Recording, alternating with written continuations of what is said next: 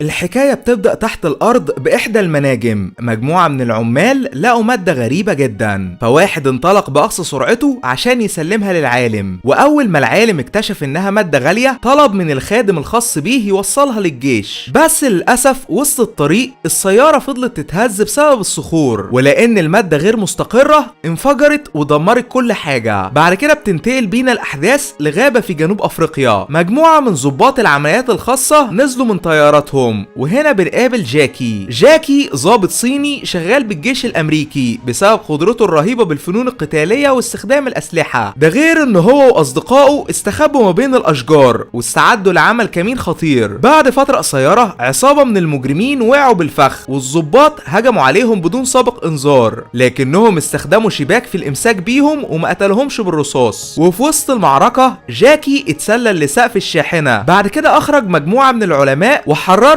من الأسر. العلماء دول كانوا بيحللوا المادة المتفجرة الخطيرة اللي عمال المناجم لقوها تحت الأرض، والضباط أنقذوهم من إيد العصابة عشان ما يستخدموش المادة المتفجرة للشر. في النهاية المهمة نجحت، والعقيد حيا جاكي وأصدقائه على مجهوداتهم وطلب منهم يسلموا أسلحتهم لأنهم هيركبوا الطيارة ويرجعوا المعسكر. بس للأسف بعد ما كل الضباط ركبوا الطيارة بنكتشف إن العقيد طلع جاسوس لمجموعة مجرمين، وعمل ده كله من أجل الوصول للمادة المتفجرة، عشان كده دمر محرك الطيارة. ده غير انه كان عايز يقفز ويهرب، فجاكي مسك فيه والاتنين اتخانقوا مع بعض في الهواء لحد ما الطيار فقد التحكم والهليكوبتر وقعت. بس من حسن الحظ جاكي هبط وسط الاشجار ونجا بحياته على اخر لحظة. بعد ما جنرالات الجيش الامريكي عرفوا بالخيانة اللي حصلت حسوا بالقلق، لان المادة المتفجرة خطيرة وما ينفعش تقع بايد العدو، وقالوا انهم لازم يلاقوها باي طريقة ممكنة. في الوقت ده جاكي صحب مكان غريب واتفاجئ انه مصاب بشدة، وهنا بنعرف ان في قبيلة افريقية لقوه مرمي وسط الاشجار بعد ما وقع من الطيارة وانقذوا حياته. لكن للاسف جاكي ما قدرش يفهم لغتهم، ولما حاول يقول اسمه اتفاجئ لانه مش فاكر اي حاجة وعرف انه فقد الذاكرة. بعد فترة قصيرة جاكي جروحه خفت بشكل كبير، فخرج من الخيمة وبدأ يتمشى وسط اهل القرية، والجميع رحبوا بيه وحسوا بسعادة كبيرة. لما جاكي كان بيتجول بالمكان مجموعة من اهل القرية طلبوا منه يجي معاهم لانهم شافوا حاجة غريبة. بالفعل جاكي انطلق عشان يفهم ايه اللي بيحصل، واكتشف انهم لقوا طائرة محطمة، فذاكرته بدأت ترجع وافتكر اجزاء من ماضيه، وقعد طول اليوم يفكر هو مين وهيوصل لبلده ازاي. مع الوقت جاكي فهم لغة اهل القرية وبقى يحتفل معاهم كأنه واحد منهم بالظبط. لكن فجأة مجموعة شباب قالوا ليه ان في حاجة غريبة بتتحرك وسط الغابة، ولما جاكي اخذ المنظار الخاص بيه اكتشف انها مجموعة سيارات، فقرر انه لازم يوصل لهم باي طريقة لانهم هيقدروا يساعدوه. تاني يوم الصبح جاكي ترك القرية مع 2 من اصدقائه لانه عايز يدور على السيارات اللي شافهم بالليل، وبالصدفة لقى جثة متعلقة على احدى الاشجار، لكنه اول ما تفحصها عرف انه واحد من اصدقائه اللي كانوا معاه في الطيارة قبل الحادثة، وبدأ يفتكر الماضي. بعد كده ودع اهل القرية وانطلق بطريقه عشان يسترجع ذكرياته. لما جاكي كان وسط الجبال صادف سيارة سائحين عطلانة، ولقى ان في شاب مصاب بسبب لدغة ثعبان، فحاول يمتص السم ويساعده باستخدام اعشاب طبية. بس بدون سابق انذار في بنت بدأت تهاجمه بشراسة. البنت دي اسمها يوكي، وافتكرت ان جاكي هياكل صديقها. المشكلة ان جاكي ما كانش قادر يتكلم بسبب الاعشاب الموجودة في فمه، لكنه قدر يهدي اعصاب يوكي واقنعها انه طيب لما ساعد صديقها وداوى جروحه. للاسف مهما جاكي حاول يكلمها ما كانش قادر، لان العشبة الطبية خدرت لسانه وبقى شكله زي العبيط. وهنا جاكي لاحظ شجرة جوز هند من بعيد، فاستخدم مهاراته العالية لصناعة معدات تسلق لانه اتدرب في الجيش من سنين طويلة، ووصل اعلى الشجرة في ثواني عشان ياخد مجموعة من الثمار. بعد كده صنع ابرة طبية من المعدات الموجودة حواليه، ووصل ثمرة جوز الهند بصديق يوكو المصاب عشان يخليه فايق وما يدخلش في غيبوبة. بعد كده ركب كاوتش جديد للسيارة وانطلق بطريقه. وهنا بنعرف ان يوكو وصديقها مش سائحين عاديين لانهم كانوا متسابقين محترفين، ولان جاكي سريع وماهر بالسواقة قدروا انه يكسب البطولة بدون قصد، ورجع صديق كريستين للطبيب في ثواني. اول ما الطبيب حاول يكلم جاكي لاحظ ان لسانه واقف بسبب العشبة الطبية اللي استخدمها، فقرر يعالجه باسرع وقت. بعد كده بنقابل عقيد شيرمان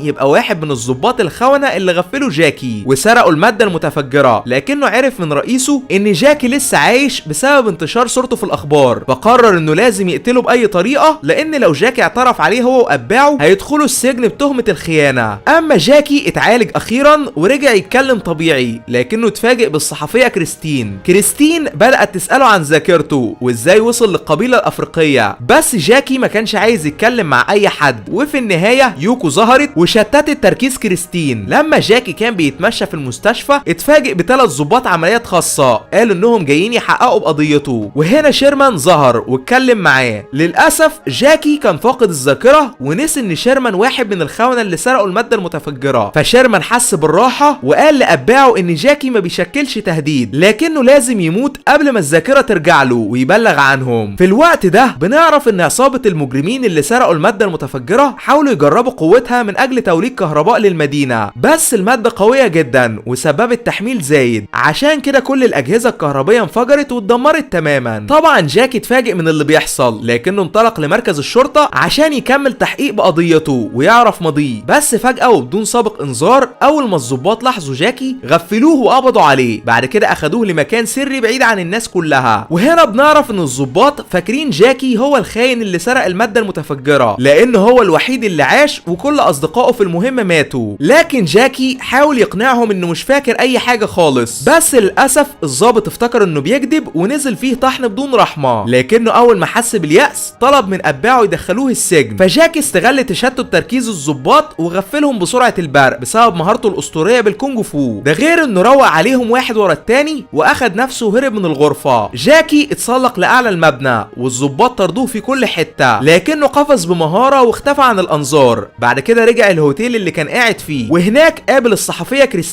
كريستين طلبت من جاكي يتكلم معاها عن ذاكرته، لكنه طلب منها تقابله في وقت تاني لانه مشغول. وهنا بنعرف ان العصابة اللي سرقوا المادة المتفجرة بيراقبوا جاكي من بعيد، ده غير ان في واحد منهم قبض على كريستين. اما جاكي حاول يفك قيوده باحدى غرف الهوتيل، وبالصدفة لاحظ ان في مجموعة مجرمين عايزين يخلصوا عليه، فجري منهم باقصى سرعته وحاول يتفادى طلقاتهم. جاكي قفز من اعلى الهوتيل وشق طريقه لسيارته، لكنه اتفاجئ ان كريستين موجودة بيها لان المجرمين مسكوها. ده غير ان يوكو هي كمان لمحته بالصدفة وحضرت عشان تسلم عليه، لكنها ما كانتش تعرف ان في مجرمين بيجروا وراه واتورطت معاه بمشكلة كبيرة. وهنا في مطاردة كبيرة حصلت ما بين جاكي والعصابة وسط شوارع المدينة، بس اول ما افراد العصابة قربوا يمسكوه اخيرا يوكو سائب بدلا منه لانها محترفة وقدرت انها تهرب من قبضة المجرمين. ده غير انها استخدمت مهاراتها الرهيبة وعدت السيارة من مكان ضيق جدا. بعد كده صعدت اعلى مبنى ضخم وقدرت انها تخلص على كل اللي بيطاردوهم ودمرت سياراتهم بسهولة تامة. بعد ما جاكي واصدقائه هربوا يوكو قدرت انها تفك قيوده. بعد كده هي وكريستين سألوه العصابة بتطارده ليه، فجاكي اخرج الشنطة اللي لقاها مع جثة صاحبه في الغابة وقال انه مش فاهم اي حاجة من اللي بيحصل، وصعد لمكان عالي جدا وقعد يصرخ ويقول انا مين. بعد فترة قصيرة كريستين فتشت شنطة صديق جاكي ولقت ان فيها عنوان لمطعم وسط المدينة، عشان كده هي وجاكي انطلقوا بطريقهم وطلبوا من يوكو تفضل بامان وما تجيش معاهم. بالفعل الاتنين وصلوا المطعم، وهناك جاكي احتار هيعمل ايه، فاتصل على العقيد شيرمان لانه فاكره ظابط طيب وهيساعده. بس اول ما جاكي قال انه في المطعم شيرمان اتجنن لانه موجود بمكان قريب منه، وامر اتباعه يروحوا ليه باقصى سرعة عشان يخلصوا عليه. اما جاكي اكتشف بالصدفة ان في جهاز تجسس موجود في شنطة كريستين، واكتشف انها مش صحفية، فكريستين اعترفت وقالت انها محققة في البوليس لكنها مش عايزة تأذي جاكي وبتحاول تساعده. وسط كلام جاكي وكريستين اتباع شيرمان ظهروا فجأة وهجموا على جاكي بدون سابق انذار، مع ان المجرمين عددهم اكبر من جاكي الا انه قدر يتصدى لهم بدون اي مشاكل وهرب منهم وسط الشوارع، فكلهم جري وراه وحاولوا يوقفوه. لكن جاكي استمر في هزيمتهم واستخدم لياقته البدنية العالية ومهارته بالكونج فو لتفادي ضرباتهم. وفي وسط القتال جاكي فقد حذائه واضطر انه يقاتل من غيره لحد ما دخل وسط شارع ضيق واتحاصر من العصابة، بس بالصدفة خبط في مجموعة احذية خشبية فاستغل الفرصة واخد واحد منهم عشان يلبسه، ولان الحذاء الخشبي صلب جدا جاكي استخدمه لتدمير اعدائه وطحنهم بسهولة تامة. لكنه وهو بيهرب في كلب وقع من مكان عالي بسبب واحد من المجرمين، فجاكي جري باقصى سرعته وانقذه على اخر لحظة. ده غير ان العمال فقدوا تركيزهم والمكان كله انقلب لفوضى. طبعا جاكي استغل الفرصة وهرب في ثواني لحد ما اختفى وسط الزحمة. بعد كده كلم العقيد شيرمان لتاني مرة. للاسف جاكي الغبي قال لشيرمان على مكانه لانه فاكره ظابط طيب وما يعرفش انه خاين. اول ما جاكي انهى المكالمة مع شيرمان لمح 2 من المجرمين وتتبعهم في صمت بدون ما يلاحظوا لحد ما وصل مبنى وسط المدينة، فتسلل بهدوء وقدر انه يدخل في مخزن المهملات. بعد كده اتسلق لحد ما وصل اعلى دور، وهناك خدع الموظفين واقنعهم انه واحد منهم، ده غير انه لبس بدلة جديدة واتنكر عشان مفيش اي حد يعرفه. من البداية جاكي غفل مقاتل من الحراس، وهنا بنعرف ان ده نفس المبنى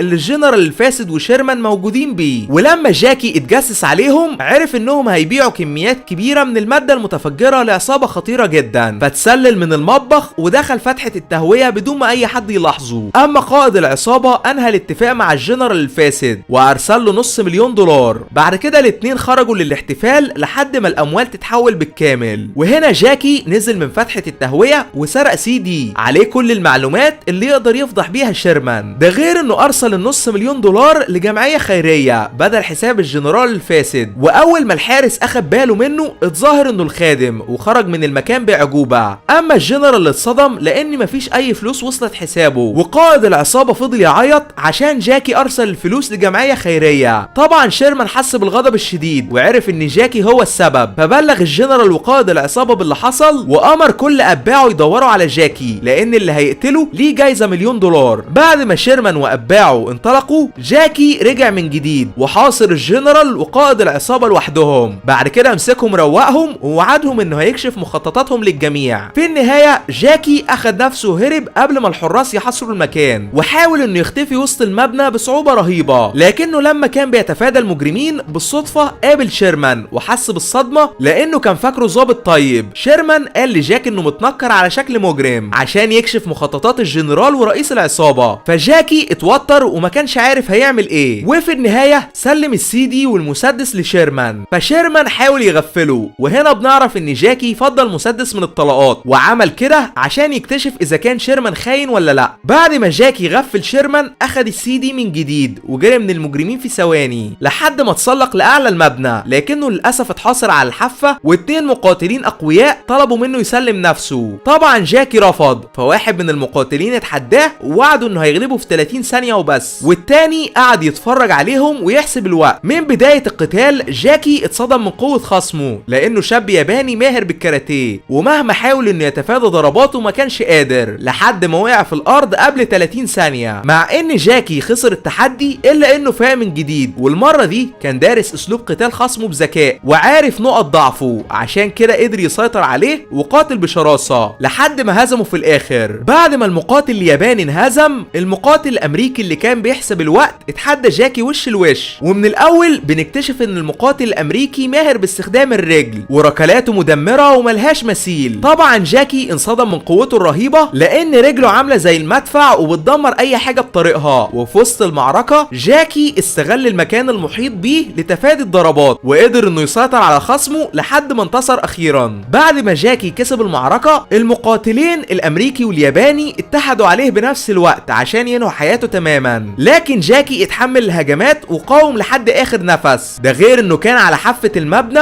وممكن يقع باي وقت. بس جاكي ماهر جدا بالفنون القتالية ولياقته البدنية عالية وقدر انه يظهر اساليبه الخرافية بالكونج فو. للاسف الشنطة اللي فيها CD وقعت من على حافة المبنى، فجاكي حس بالغضب الشديد واظهر قوته بالكامل لحد ما مسك المقاتلين الامريكي والياباني علمهم الادب واثبت انه الاقوى. بعد كده انطلق عشان يرجع CD، ولانه مستعجل اضطر يتزلج من اعلى المبنى وكسر ازاز احدى الغرف. اما شيرمان الندل لقى الشنطة اللي فيها CD وحاول يهرب بيها. طبعا جاكي ما سابهوش وتتبعه زي الصقر، لكنه اتفاجئ ان كريستين رجعت من جديد وطلبت تساعده، فركب معاها سيارة صغيرة وانطلق بطريقه. كريستين كانت ضابطة مهمة جدا، وبمكالمة واحدة بس كل القوات مالوا الشوارع وقفلوا الطرق على شيرمان الخاين وقبضوا عليه في النهاية. فجاكي شكرها على مساعدتها وقال انه هيرجع القبيلة الافريقية عشان يعيش معاهم لحد ما يفتكر ماضيه بالكامل. وده كان ملخص الفيلم. اشترك عشان توصلك اقوى الملخصات كل يوم، واشوفكم عما قريب باذن الله.